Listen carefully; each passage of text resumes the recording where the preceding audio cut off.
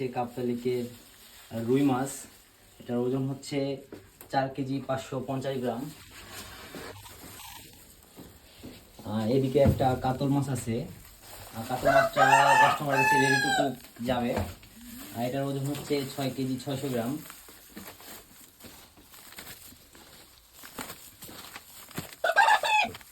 এদিকে আরও একটা রুই ছিল, এটাও কাস্টমার কাছে রেডি টু কুক যাবে। এটার ওয়েট হচ্ছে 5 কেজি 800 গ্রাম।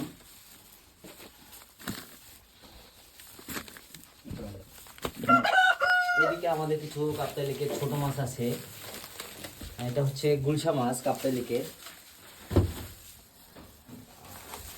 এদিকে পাবদা মাছ আছে, কাপ্তাই লেকের পাবদা।